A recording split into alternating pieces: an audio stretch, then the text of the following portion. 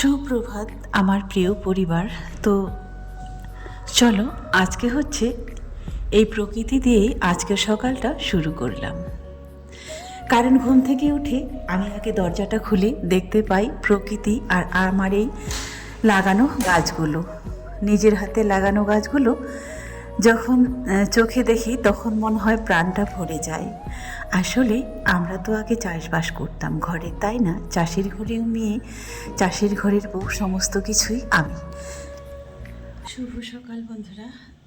এখন বাজে হচ্ছে 8টা 5 মিনিট। কেউ কিন্তু ঘুম থেকে উঠেনি, দুজনেই ঘুমাচ্ছে। ঘুম থেকে উঠে ঘরের যা কাজ ছিল সমস্ত কাজ কমপ্লিট। রাজিয়া এখনও ওঠেনি, আর রিয়া যদিও উঠেছে তো ওই ঘরটায় পড়তে বসেছে। আমার কিন্তু সমস্ত কাজ কমপ্লিট। তো চলো, এই বাইরেটা রোদ দিয়েছে কত সুন্দর। তো একজন কমেন্ট করেছিল, নামটা আমার মনে নাই, বেশ কয়েকজন কমেন্ট করেছো, বারবার কমেন্ট করার পরে বিরক্ত হয়ে গেছো। সবাই জানতে চেয়েছিল আর কমেন্ট করে বলেছো রিয়ার বাবা কী কাজ করে, কোথায় থাকে, আর কি এইসব ডিটেলসে জানতে চেয়েছো। তো চলো আজকের পুরো ভিডিওটা দেখো, অবশ্যই বুঝতে পারবে, আর সব কিছুই আজকে তোমাদের এই ভিডিওর মাধ্যমে বলবো। বেলা কিন্তু মোটামুটি ভালো হয়েছে, কারণ এখন যেহেতু ওরা স্কুল নেই, স্কুল যায় না, তো তাই কি বলো তো, ঘুম থেকে তাড়াতাড়ি উঠেও না আর এত তাড়াও নেই।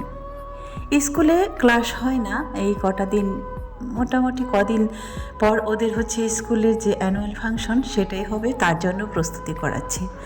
যখন ছোট ছিল তখন কিন্তু প্রত্যেকটা অনুষ্ঠানে অংশগ্রহণ করতো। এখন যেহেতু বড় হয়েছে, রিয়ার তো নাই, আর রাজিয়াও আর দিতে চায় না, মোটামুটি খেলাটা দেয়, খেলাটায় অংশগ্রহণ করে। আর খেলতে গেলে তো সে প্রাইজ ছাড়া বাড়িতে আসে না, সেটা তোমরা অবশ্যই দেখেছো। এখান থেকে পেঁয়াজ গাছটা একটা তুলে নিয়েছি, একটা রয়ে গিয়েছে। তুলতেও যেন মায়া লাগে, কারণ কলি চলে এসেছে তো, তাই ছিঁড়তে মায়া লাগছে। ভাবছি আর একটু বড় হোক। আসলে এই একটা আর দুটা পেঁয়াজে তো আমাদের রান্না হবে না, তাই যাই হোক, একটা শোভা আর কি এই বেলকুনিটা। আর বিশেষ করে বেশি বেশি যেগুলো ঘন ঘন হয়েছিল সেগুলো তুলে দিয়েছি একটাই কারণ, এই যে লাফা শাকের বীজগুলো এনেছিলাম, তো এটা এই টবটায় দেওয়া হয়নি, তো তারপরে এটাতেও আজকে কিছু দিয়ে দিলাম। 2 দিন ধরে জলটা ভিজিয়ে রেখেছিলাম, আর আজকে বীজগুলো ওখানে ছড়িয়ে দিলাম, সেগুলোও গাছ হবে। ভাবছি একটু কোথাও দোকান থেকে সার কিনে এনে দেব, তারপরে হচ্ছে গাছগুলো যদি তাড়াতাড়ি পরিপুষ্ট হয়। দেখো, জমিতে লাগানো আর টবে লাগানো, ছাদে লাগানো কিন্তু সমান হয় না। তারপরেও যদিও হয় তাহলে কিন্তু একটু প্রচুর পরিমাণে মাটিটা লাগে, আর এইখানে তো মাত্র একটু মাটি, কত আর ভালো হবে বলো। তো চলো এবারে চলে এসেছি রান্নাঘরে। ওই যে বললাম বেলা কিন্তু অনেকটাই হয়েছে, 9টা 9:30 বাজে। রান্নাটা আমি বসিয়ে দিয়ে ব্লগটা শুরু করলাম। এটা রান্না হচ্ছে ওটস। তো অনেকগুলো ওটস নিয়ে এসেছিলো, তো সেগুলো কিন্তু এখনও আছেই, খাওয়া শুরু করিনি। একটা প্যাকেট খুলেছিলাম, তো সেটা দিয়ে একদিন খেয়েছিলাম, আর আজকে ভাবছি এখন আর মুড়ি খাবো না, এই ওটসটা রান্না করেই খাবো। আর কালকের হচ্ছে তরকারি আছে, মাছের তরকারি, সেই ঝোলটা দিয়ে খাবো ভাবছি। 2 বোনের মধ্যে একজনও কেউ এখনও ঘুম থেকে ওঠেনি, দুজনেই ঘুমাচ্ছে। থাক আর ডাকবো না, যেহেতু স্কুল নেই, ওদের যখন ইচ্ছা তখনই উঠুক।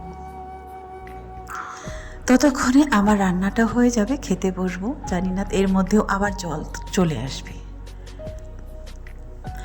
জলের পাইপটা খোলা রেখেছি, জল একদিন পর পর কিংবা 2 দিন পর পর ধরা হয়। আমার হচ্ছে ওই ট্যাঙ্কিতে যতটা জল থাকে, তারপরে কিন্তু আর ধরিনি। তো ঠিক একদিন আগের দিনে এরকম খেতে বসেছিলাম, ওই টাইমে ঠিক জলটা আসলো। আর আমি ফোন করে বলতে যাইনি, ওদের যখন টাইম হবে তখনই দিবে। আর এই যে কালকের ছিল একটু বাসি শাক, ওটস রান্না আমার কমপ্লিট। এই শাকটা দিয়ে খাবো,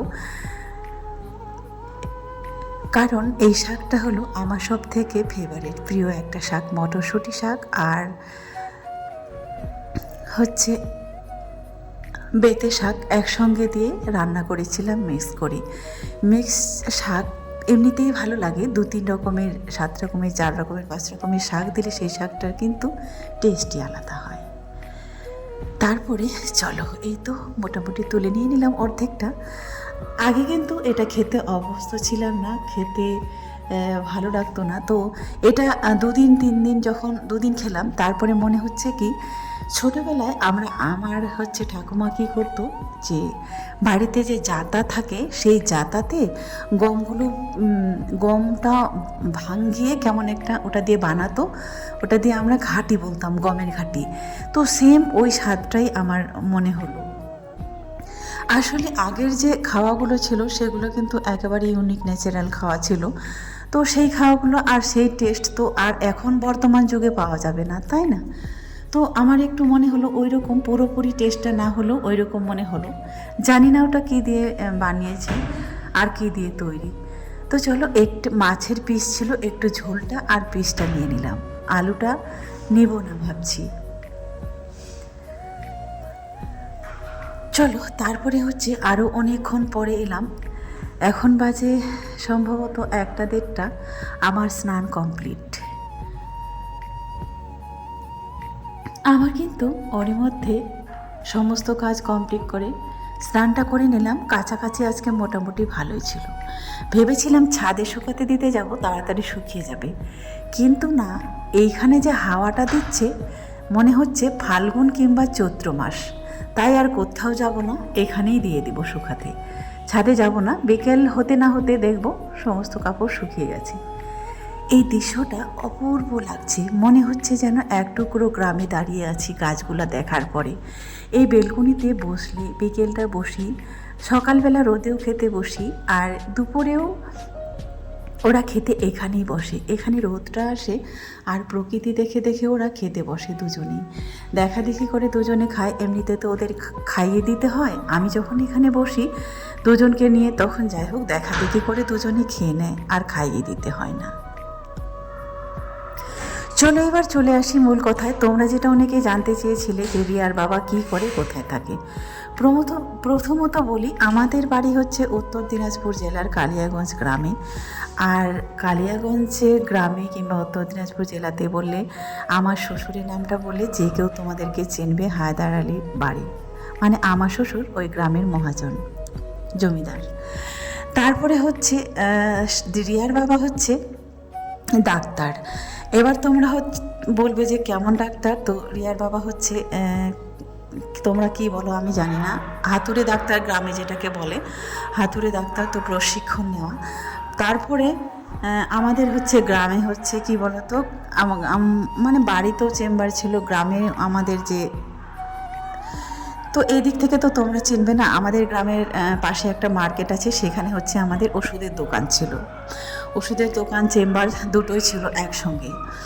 আর রিয়ার বাবা হচ্ছে সমস্ত পেশেন্টের ট্রিটমেন্ট করতো। যাই হোক, আমাদের এলাকার যারা তারা অবশ্য চিনবে, তোমরা হয়তো চিনবে না।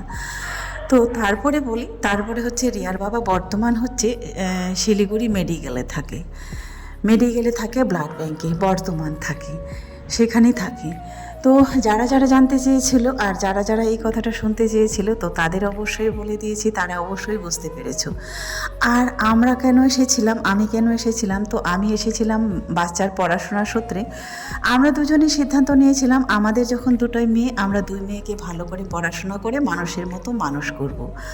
তো আজকাল বর্তমান পৃথিবী কিন্তু ছেলের মূল্য যা, ছেলে মেয়ে দুজনের সমান, আমরা যেটাকে মনে করতাম সেটা মনে করেই কিন্তু ভর্তিটা করেছিলাম। তো আমরা হচ্ছে এটা সিদ্ধান্ত নিয়ে এসেছিলাম যে বাচ্চাগুলোকে যাই হোক মানুষ করব।